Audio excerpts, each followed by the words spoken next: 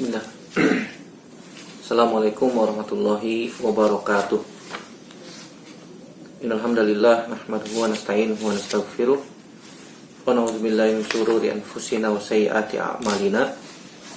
May yahdihillahu fala mudhillalah wa may yudlilhu fala hadiyalah. Asyhadu an la ilaha illallah wahdahu la syarikalah wa asyhadu anna Muhammadan abduhu wa rasuluhu la nabiyya ba'dah. Ya ayyuhallazina amanu taqullaha haqqa tuqatih wa la tamutunna illa wa antum muslimun. Amma ba'du, fa inna asdaqal hadits kitabullah wa khairul hadi Muhammadin sallallahu alaihi wasallam wa syarrul umuri muhdatsatuha wa kullu muhdatsatin bid'ah wa kullu bid'atin dhalalah wa kullu dhalalatin finnar. Ayo ikhwah, ajanallahu ayyakum ajmain. Alhamdulillah, kita bersyukur pada Allah Subhanahu wa taala sampai hari ini masih diberikan nikmat oleh Allah Subhanahu wa taala, nikmat iman, nikmat Islam, nikmat sehat, nikmat waktu luang, sehingga Allah Subhanahu wa taala memberikan kesempatan kepada kita masih dipertemukan dalam media ini untuk melanjutkan pelajaran kita dari kitab Ad-Durus Al-Yaumiyah. Kita masuk pelajaran yang ke-70, yaitu Salatul Aidain. Pelajaran ke-71, bukan ke-70 ya, pelajaran ke-71, yaitu Salatul Aidain atau salat hari raya. Ketahuilah saudaraku rahimani wa ajmain, salat hari raya disunahkan oleh Nabi Shallallahu alaihi wasallam sebagai bentuk syukur kepada Allah Subhanahu wa taala setelah menunaikan ibadah kepada Allah Subhanahu wa taala. Salat Idul Fitri Nabi sallallahu alaihi wasallam sunnahkan, tekankan setelah melakukan puasa Ramadan.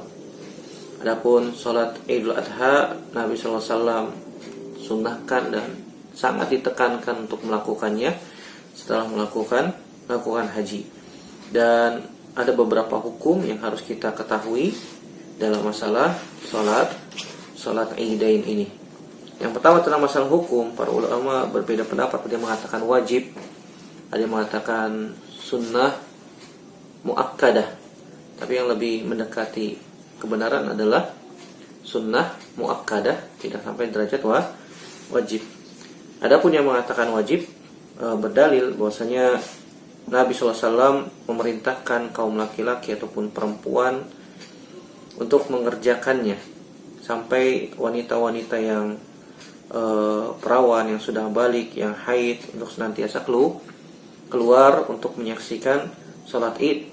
Dari sini mereka berkesimpulan bahwasanya sholat id itu wajib, sebagaimana hadis dari Ummu Atiyah.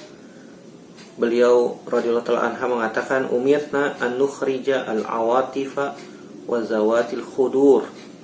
Dari Ummu Atiyah radhiyallahu ta'ala anha, beliau mengatakan kami diperintahkan oleh Nabi sallallahu alaihi wasallam an nukhrija, untuk membawa keluar al-awatifa anak-anak yang sudah balik, atau dan wa zawatil khudur, dan anak perempuan yang masih perawan pada hari raya Idul Fitri atau Idul Adha. Ini yang menjadi dalil bahwasanya sholat id itu wajib. Ada yang mengatakan bahwasanya sholat id adalah sunnah muakkadah, tidak sampai derajat wajib. Wallahu a'lam bishawab. Begitu juga hadis Hafsah binti Sirin. Dari Hafsah binti Sirin, qalat kunna namna'u jawariyana an yakhrujna yawmal 'id, faja'at imra'atun fanazalat qasra bani Khalaf, fa'ataituha fahaddathat anna zawja ukhtiha ghaza ma'an nabi sallallahu alaihi wasallam itnatai asyrata ghazwatan, fakanat ukhtuha ma'ahu fi sitti ghazawatin, faqalat fakunna taqumu al-marda wa nudawil kalma, faqalat ya Rasulullah a'ala ihdana ba'sun idza lam yakun laha jilbabun an la takhruja Faqala litulbisha sahibatuha an jilbabiha falyashhadna al-khaira wa da'watal mu'minin. Dari Hafsah bintu Sirin, dia bercerita, kami pernah melarang anak-anak perawan kami keluar ke tanah lapang pada hari Eid, pada hari raya Eid. Kemudian ja'at imra'atun fanazalat qasra Bani Khalaf. Kemudian datanglah seorang wanita lalu singgah atau datang ke sebuah istana Bani Khalaf. Kemudian aku pun datang kepadanya. Fa'ataituha fahaddatsat, dan menceritakan bahwasanya zauja ukhtiha gozaman Nabi sallallahu alaihi wasallam isnatai asyrata gozwatan. Bahwasanya suami saudarinya, maksudnya iparnya, telah mengikuti perang bersama Nabi SAW sebanyak 12 peperangan. Fakanat ukhtuha, dan saudari wanita tersebut bersama suaminya ketika itu ikut perang fi sitti gozawat, dalam 6 peperangan. Faqalat, kemudian wanita itu mengatakan, kunna taqumu alal mardo wa nudawil kalma. Wahai Rasulullah, kami mengurus pasukan yang sakit, dan nudawil kalma, dan kami mengobati prajurit yang terluka. Faqalat ya Rasulullah, kemudian wanita itu mengatakan, wahai Rasulullah, a'ala ihdana ba'sun idza lam yakun laha jilbabun an la takhruja. Apakah kami memiliki uzur? Apakah kami berdosa jika kami tidak hadir salat Id, dan di antara kami ada yang tidak memiliki jilbab? Maka Rasulullah SAW mengatakan, litulbisha sahibatuha min jilbabiha.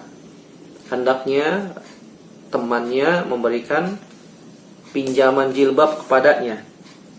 Artinya hendaknya temannya memberikan pinjaman jilbab kepadanya. Kemudian hadirlah falyashhadna al-khaira wa da'watal mu'minin. Hendaknya dia hadir ke tanah lapang dan mendengarkan kebaikan serta dakwah yang ditujukan kepada orang-orang yang beriman. Hadis ini dari Imam Bukhari dan Imam Muslim. Dari sini bisa diambil pelajaran bahwasanya Nabi SAW sangat menganjurkan litul bisha, hendaknya temannya memberikan pinjaman jilbab kepada yang lain. Artinya hal ini bisa dibawa kepada sunnah yang sangat ditekankan. Allahu ta'ala a'lam bishawab. Kemudian kapan kita melaksanakan sholat Id? Sholat Id dilaksanakan ketika matahari syuruk atau 15 menit atau 10 menit setelah matahari terbit, atau biasa disebut dengan awal waktu duha. Sebagaimana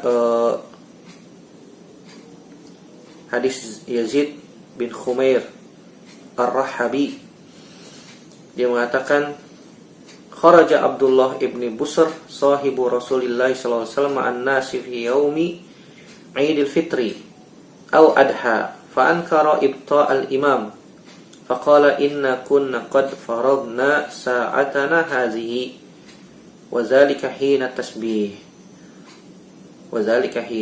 at-tasbih. Dari Zaid bin Khumair Ar-Rahabi, dia berkata, kharaja Abdullah ibni Busr, telah keluar Abdullah bin Busr, sahibu Rasulullah sallallahu alaihi wasallam, sahabat Nabi sallallahu alaihi wasallam, ma'an nasi fi yaumi Idul Fitri au Adha, pada hari Idul Fitri atau Idul Adha. Fa ankara ibta'al imam, kemudian ia mengingkari keterlambatan sang imam. Artinya sangat menyayangkan, kenapa sih Anda terlambat? Kami udah nunggu nih. Faqala inna kunna qad faragna sa'atana hazihi. Sungguhnya kami telah meluangkan waktu kami ini. Maksudnya ketika sedang zikir pagi petang ya.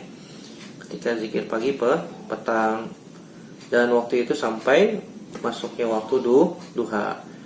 Wazalika hina tasbih, dan ketika itu dikala sedang bertasbih. Ini waktu salat Idul Fitr atau Idul Adha. Ketika sudah masuk awal waktu duha, maka itu sudah masuk waktu diperbolehkan salat Idul Fitri atau Idul Adha. Tentu saja ketika kita salat Idul Fitri, waktunya agak diperlambat, disunahkan agak diperlambat supaya kita memberikan kesempatan kepada saudara-saudara kita yang belum sempat melaksanakan zakatul fitr. Kenapa? Dikhawatirkan ada saudara-saudara kita yang belum sempat memiliki kelapangan keuangan rizki di hari yang lalu, 1 hari atau 2 hari yang lalu. Kemudian mereka ingin menunaikan, membayarkan zakat fitr di pagi harinya. Maka kita berikan kesempatan pada salat Idul Fitr untuk memberikan kelapangan bagi mereka yang belum sempat membayar zakatul fitr. Maka sunnahnya ketika salat Idul Fitr diperlambat sedikit untuk memberikan kesempatan saudara kita yang belum membayar zakat al-fitr. Adapun salat Idul Adha, maka disunahkan kita menyegerakannya. Kenapa? Apa faidahnya? Faidahnya agar kita bisa memiliki waktu yang lapang untuk menyembelih hewan kurban dan yang lainnya. Allahu a'lam bishawab. Kemudian kita disunahkan untuk salat atau pergi ke tanah lapang.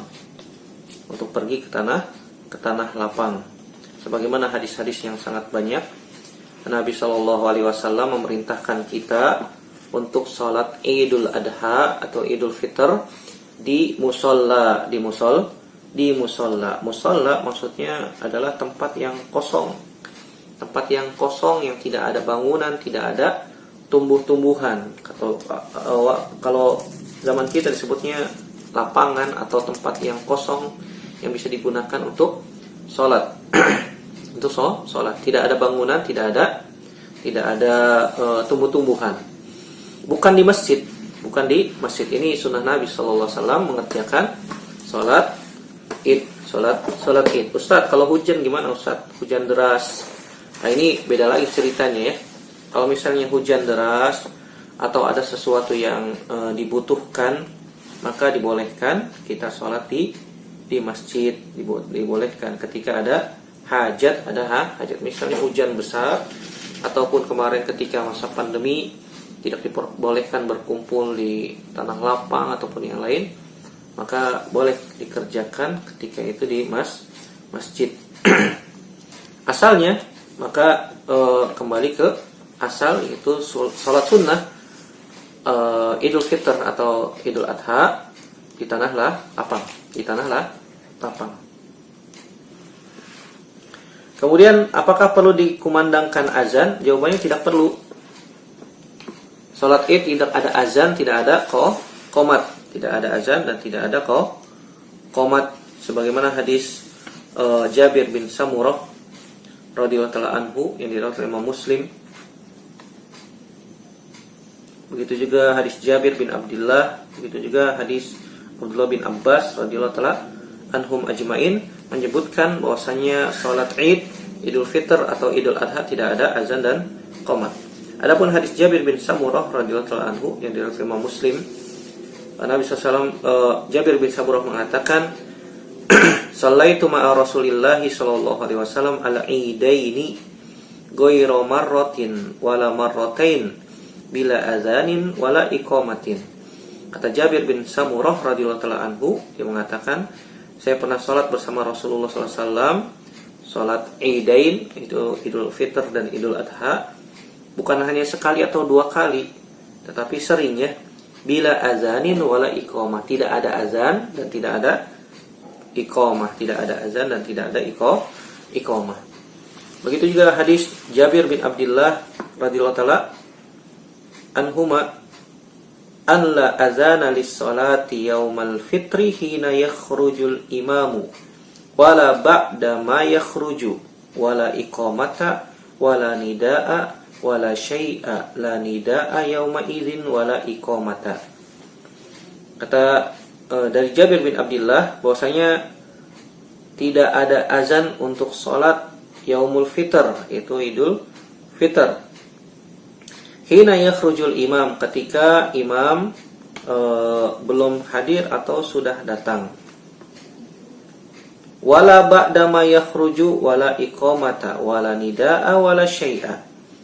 Ketika imam selesai pun, salat selesai pun, maka tidak ada nida, tidak ada azan, wala iqamata, dan tidak ada iqamah, tidak ada iqamah, wala syai'a, dan tidak ada seruan apapun juga.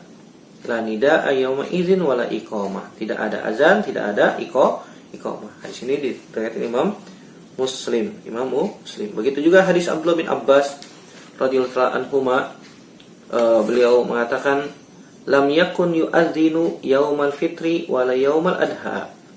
Pada hari Idul Fitr atau Idul Adha itu tidak ada azan dan juga tidak ada iqamah. Ini muttafaqun alaihi. Jadi tidak ada azan, tidak ada iqamah. Begitu juga tidak ada salat qobliyah, tidak ada salat ba'diyah juga ya. Jadi sebagian saudara kita terkadang mungkin semangatnya beribadah sehingga sehingga melakukan ibadah yang tidak pernah dicontohkan oleh Nabi SAW. Makanya perlu kita belajar, perlu kita mengetahui agar kita tidak terjatuh kepada kebid'ahan atau kepada sesuatu yang tidak pernah diajarkan oleh Nabi SAW. Kemudian bagaimana cara sholatnya atau sifat sholat Id? Sebagaimana sudah kita ketahui, sholat Id terdiri dari 2 rakaat. Rakaat pertama 7 kali takbir, rakaat kedua 5 kali takbir. Selain takbiratul ihram, dan selain takbir intiqal. Jadi takbiratul ihram tidak dihitung. Takbir intiqal, perpindahan dari ruku, dari iktidal atau dari bangun dari sujud atau ke ruku, itu tidak dihitung. Misalnya kita sholat Allahu Akbar, takbiratul ihram, maka takbiratul ihram tidak dihitung. Kemudian takbir lagi Allahu Akbar 1, Allahu Akbar 2, Allahu Akbar 3 sampai 7 kali ketika rakaat pertama, sebelum membaca Al-Fatihah dan sebelum membaca ayat. Pertanyaannya, apakah perlu mengangkat tangan, Ustaz? Khilaf bainal ulama, di kalangan para ulama berbeda pendapat. Ada yang mengatakan mengangkat tangan di antara takbir tersebut, Allahu Akbar, Allahu Akbar. Ada juga yang mengatakan tidak perlu mengangkat tangan, hanya bersedekap saja. Allahu a'lam bishawab. Dalam masalah ini luas, jadi boleh dilakukan dua-duanya ya. Apa yang kita baca di antara takbir tersebut, tidak ada hadis yang menyebutkan secara sharih bacaan di antara takbir tersebut. Allahu Akbar, apa bacaannya? Allahu a'lam bishawab. Tidak ada hadis-hadis yang sharih yang tegas pengetahuan saya bacaan di antara takbir tersebut. Tetapi sebagian ulama menyebutkan kita bertasbih, berzikir di antara 2 takbir tersebut, membaca subhanallah, alhamdulillah, wala ilaha illallah, wallahu akbar.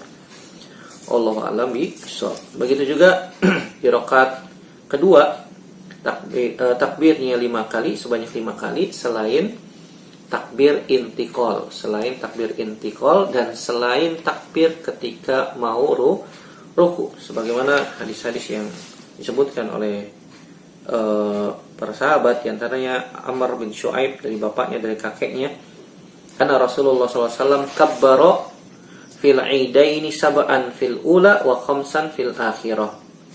Bahwasanya Rasulullah SAW biasa takbir pada sholat 2 hari raya, 7 kali takbir di rakaat pertama dan 5 kali takbir pada rakaat kedua. Hadis ini sahih, diriwayatkan Imam Ibnu Majah. Begitu juga hadis Aisyah radhiyallahu taala anha, ummul mukminin, menyebutkan anna Rasulullah SAW kabbara fil fitri wal adha sab'an wa khamsan siwa takbiratai ar-ruku. Kata Aisyah radhiyallahu anha, Nabi SAW bertakbir pada hari Fitr dan Adha 7 kali dan 5 kali. Maksudnya 7 kali pada rakaat pertama, 5 kali pada rakaat kedua. Siwa takbiratai ar-ruku, selain 2 takbir untuk ruku. Selain takbir untuk ruku. Jadi ketika takbir mau ruku itu tidak dihitung ya. Allahu taala alam bishawab. Hadis Aisyah ini diriwayatkan Imam Abu Daud, Ibnu Majah, dan disahihkan oleh Syekh Albani rahimahullahu taala. Kemudian apa yang kita baca ketika salat? Rakaat pertama kita baca, Nabi SAW biasa rakaat pertama membaca Sabbih isma rabbikal a'la. Rakaat kedua membaca Hal ataka haditsul Ghasyiyah.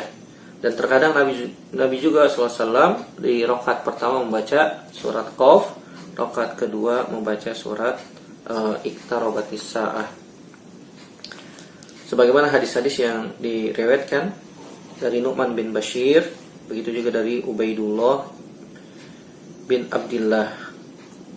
Hadis Nu'man bin Bashir menyebutkan Nabi biasa membaca Sabbih isma rabbikal a'la dan Hal ataka haditsul Ghasyiyah. Hadisnya diriwayatkan Imam Ibnu Majah dan hadisnya sahih. Adapun Nabi membaca surat Qaf dan surat Iqtarabatis Sa'ah, itu hadis Ubaid bin Abdullah yang diriwayatkan oleh Imam Ibnu Majah. Allahu a'lam bishawab. Kemudian setelah sholat kita mendengarkan imam berkhutbah, dan khutbah sholat Id itu dilakukan setelah sholat. Berbeda dengan sholat Jumat ya. Berbeda dengan sholat Jumat. Kalau sholat Jumat khutbah dulu baru sholat. Kalau sholat Id itu sholat dulu 2 rakaat, setelah itu khutbah Id. Dan kita dianjurkan, disunahkan untuk mendengarkan khutbah tersebut. Jangan langsung pulang, supaya pahalanya bertambah banyak dan kita mendapatkan kebaikan dari khutbah yang disampaikan oleh imam. Ani Ibnu Abbasin radhiyallahu taala anhu maqal syahidtu al-Ida ma'a Rasulillah sallallahu alaihi wasallam wa Abi Bakrin wa Umar wa Utsman fa kulluhum kanu yusalluna qabla al-khutbah. Dari Abdullah bin Abbas radhiyallahu taala anhuma, dia berkata, saya menyaksikan salat Id bersama Rasulullah sallallahu alaihi wasallam, Abu Bakar dan Umar dan Utsman radhiyallahu taala anhum, kulluhum kanu yusalluna qabla al-khutbah. Semuanya mereka salat sebelum khutbah. Jadi salat dulu baru setelah itu khutbah. Muttafaqun alaihi. Dan tadi sudah disebutkan tidak ada salat sunnah qobliyah ataupun ba'diyah. Tidak ada salat sunnah qobliyah, ada salat ba'diyah setelah salat Id. Ustaz, kalau misalnya salatnya kita lakukan di masjid, sebelum melakukan salat manusia ada yang salat tuh. Nah, kita katakan sholat apa? Kalau sholat tahiyatul masjid boleh. Kalau misalnya ada hajat ya, misalnya hujan deras, mau tidak mau ya harus sholat di masjid misalnya. Atau ada hajat kebutuhan, misalnya di musim pandemi seperti ini tidak boleh berkumpul, misalnya di tanah lapang, atau ada anjuran dari pemerintah untuk tidak melakukan sholat id di tanah lapang. Di masjid boleh dengan prokes yang ketat dan seterusnya. Maka ketika itu dia datang ke masjid untuk sholat sunnah, maka itu sholat yang memiliki sebab, yaitu masuk masjid. Berarti sholat tahiyatul masjid masih dibolehkan. Tapi kalau kita sholatnya di tanah lapang, maka tidak dianjurkan untuk sholat tahiyatul masjid. Wallahu a'lam bishawab. Kemudian juga ada beberapa amalan sunnah yang dianjurkan untuk dilakukan ketika Yaumul Id, ketika hari raya. Yang pertama mandi seperti mandi junub, sebagaimana hadis Ali bin Abi Thalib radhiyallahu ta'ala anhu, annahu su'ila 'anil ghusli faqala yaumal jumu'ah wa yauma arafah wa yaumal fitri wa yaumal adha. Ali bin Abi Thalib pernah ditanya tentang mandi junub, mandi besar. Seperti mandi junub caranya seperti mandi besar, bukan karena junub, mungkin karena dia junub ya sekalian. Maka Ali bin Abi Thalib mengatakan yaumal jumu'ah pada hari Jumat, pada hari Arafah pada hari Idul Fitr dan juga hari Idul Adha. Hadis ini dikeluarkan oleh Imam Baihaqi. Yang kedua, menggunakan pakaian terbaik. Ingat ya, pakaian terbaik bukan pakaian baru. Pakaian terbaik. Bukan pakaian baru. Sebagaimana hadis Abdullah bin Abbas radhiyallahu taala anhuma, dia mengatakan, "Kana Rasulullah sallallahu alaihi wasallam yalbasu yaumal Id burdatan hamra." Nabi sallallahu alaihi wasallam menggunakan kain dari Yaman pada hari raya. Disebutkan berwarna merah dan bergaris-garis. Pakaian yang sangat bagus, sangat indah ketika itu, yang biasa Nabi gunakan untuk hari raya.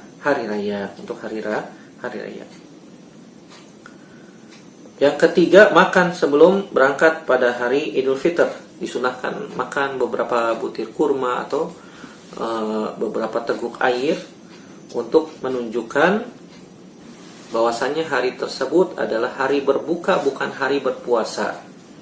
Ini ketika Idul Fitr disunahkan kita sebelum sholat makan beberapa butir kurma atau minum beberapa teguk air. Sebagaimana hadis Anas bin Malik radhiyallahu taala anhu, dia mengatakan, "Kana Rasulullah sallallahu alaihi wasallam la yaghdu yaumal fitri hatta ya'kula tamarat."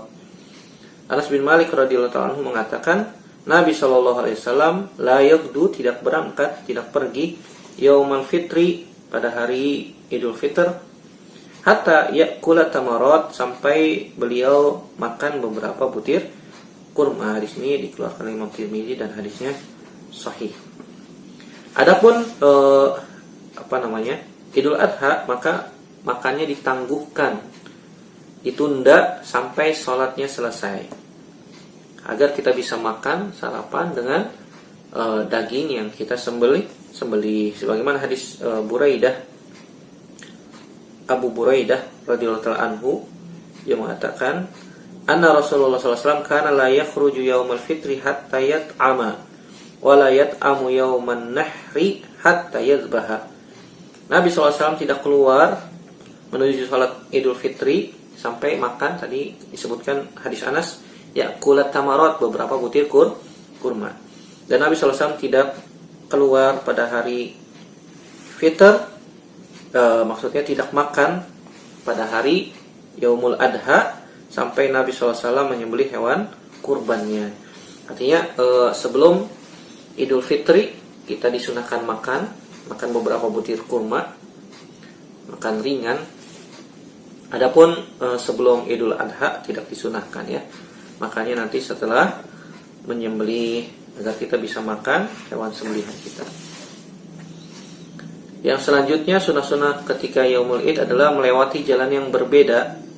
Sebagaimana hadis Jabir bin Abdullah radhiyallahu anhu, dia mengatakan, kana Nabi sallallahu alaihi wasallam idza kana yaumu idin khalafat tariq.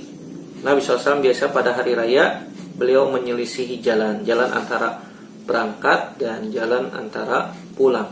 Ustadz, kalau rumah kita jalannya cuma satu gang, kalau kita muter lewat mana kan gitu?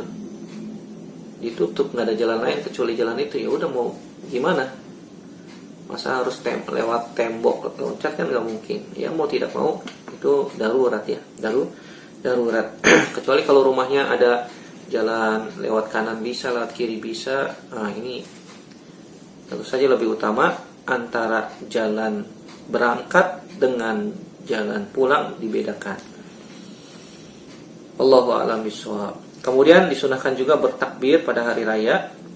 Pada hari raya Idul Fitri kita bertakbir sebagaimana perintah Allah Subhanahu wa taala, walitukmilul iddata walitukabbirullaha ala ma hadakum wala'allakum tashkurun, dalam surat Al-Baqarah ayat 185. Dan hendaknya kalian mencukupkan bilangan, walitukmilul iddah, menyempurnakan bilangan, walitukabbirullaha, dan mengagungkan Allah Subhanahu wa taala ala ma hadakum, berdasarkan petunjuk yang Allah berikan kepada kalian, wala'allakum tashkurun, agar kalian bersyukur, Ini bertakbir di hari raya Idul Fitr. Adapun hari raya Idul Adha, sebagaimana Allah Subhanahu wa taala katakan dalam surat Al-Baqarah ayat 203, Allah menyebutkan wazkurullaha fi ayyamin ma'dudat, dan berzikirlah kepada Allah Subhanahu wa taala pada hari-hari yang telah ditentukan, hari-hari yang telah terbilang. Kapan takbirnya? Adapun takbir Idul Fitr itu dilakukan semenjak keluar rumah menuju sholat sampai imam sholat, sampai kita sholat, hendak mengerjakan sholat. Dari berangkat dari rumah, keluar rumah, sampai imam bertakbir sholat Idul Fitr. Sebagaimana hadis Ibnu Abi Syaibah, hadatsana Yazid Ibnu Harun an Ibni Abi Zaib an Zuhri anna Rasulullah sallallahu alaihi wasallam kana yakhruju yaumal fitri wa yukabbir hatta ya'tiyal musalla wa hatta yaqdi as-salata fa idza qada as-salata qata'at takbir. Dari Abu Syaibah telah bercerita kepada kami Yazid bin Harun dari Ibnu Abi Zaib dari Az-Zuhri bahwasanya Rasulullah SAW keluar dari rumahnya untuk mengerjakan sholat Idul Fitr dengan bertakbir sampai tiba di tanah lapang, sampai tiba di musalla, tanah lapang maksudnya, sampai hingga mengerjakan sholat. Apabila selesai sholat, beliau berhenti tidak bertakbir. Ini hadisnya disahihkan oleh Syalbani di riwayat Imam Nasai. Adapun Idul Adha adalah ketika dimulai sejak subuh hari Arafah hingga asar pada hari tasyrik tanggal 13 Zulhijjah.